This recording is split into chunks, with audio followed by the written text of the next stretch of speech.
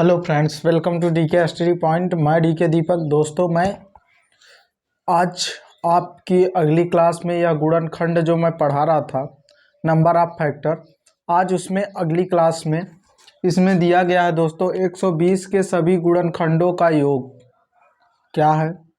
360 के सभी गुणनखंडों का योग क्या होगा।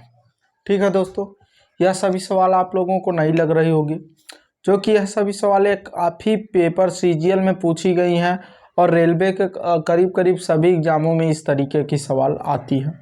ठीक है दोस्तों, तो आप लोगों को जो मैं बताने जा रहा हूँ बहुत शॉर्ट ट्रिक बताऊँगा, बहुत अच्छी सी ट्रिक। तो आप लोग वीडियो पर नए हो तो चैनल को तुरंत सब्सक्राइब करिएगा दोस्तों, और वीडियो को ज़्यादा से ज़्यादा तुरंत शेयर कर दें। ठीक है दोस्तों, वीडियो को शेयर किया करें, उसके बाद मैं पढ़ाता हूँ।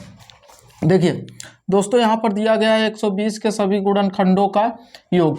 तो आपको सबसे पहले गुणनखंडों का योग निकालना है। पहले इसके फैक्टर कितने होंगे यह हमें मालूम हो जाएगा, तब हम उनको योग कर सकते हैं। तो हम 120 का क्या करते हैं, अभाज्य गुणनखंड करते हैं।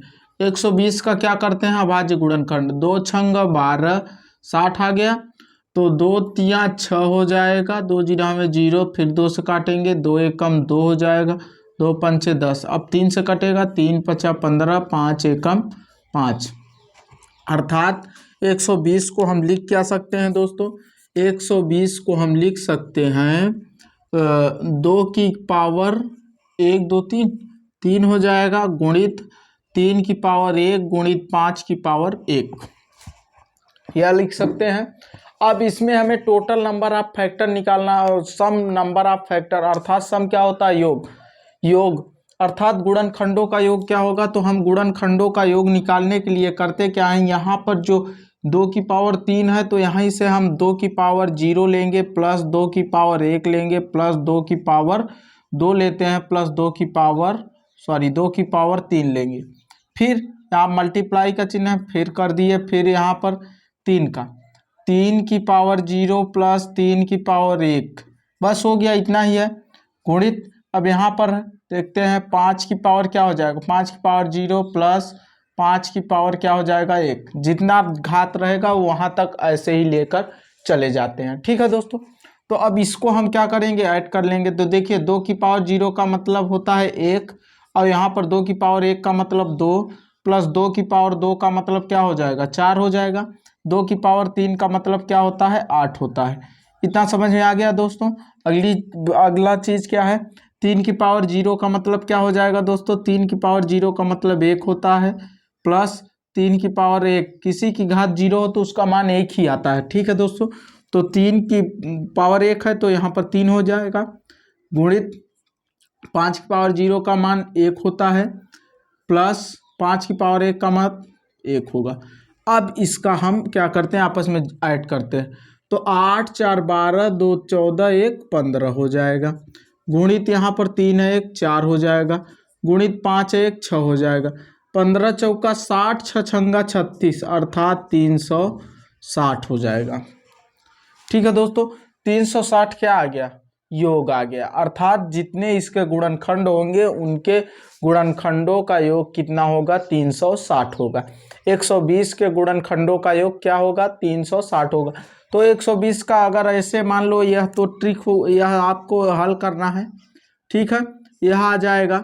लेकिन अगर हमें कॉन्सेप्ट से लगाना है तो कॉन्सेप्ट क्या कहेगा इसका, 120 के जितने भी फैक्टर होंगे उसको लिख लेंगे। सबसे पहले 1 होगा, 1 के बाद 2 होगा, 2 के बाद क्या, सबको जोड़ना है ना, तो 2 हो जाएगा, 2 से बाद 3 से कटेगा, 3 के बाद 4 से, फिर 5 से कटेगा, 6 से कटेगा, 8 से कटेगा।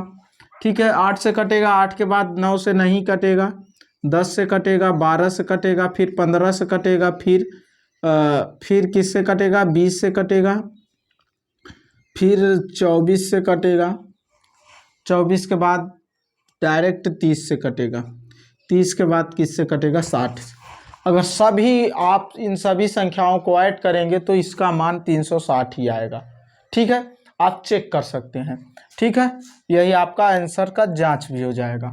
ठीक है, अब दूसरी सवाल क्या है, 360 के सभी गुणनखंडों का योग क्या होगा।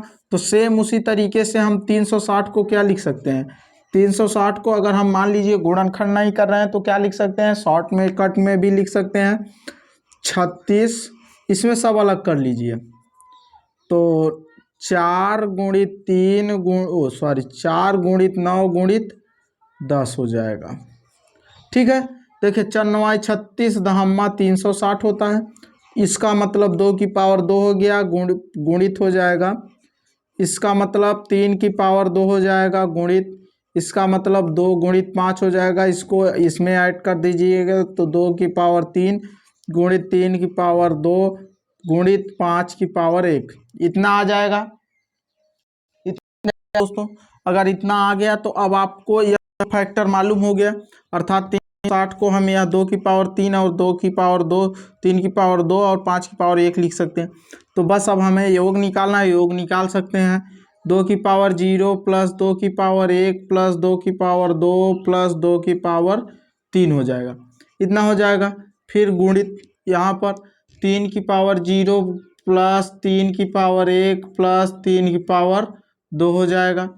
फिर गुणित 5 है तो 5 को हम लिख सकते हैं 5 की पावर 0 प्लस 5 की पावर 1, बस सबको ऐड कर दीजिए तो 1 आ जाएगा, प्लस यहाँ पर 2 आ जाएगा, प्लस 2 की पावर 2 का मतलब क्या होता है दोस्तों, 4 होता है, प्लस 2 की पावर 3 का मतलब 8 होता है।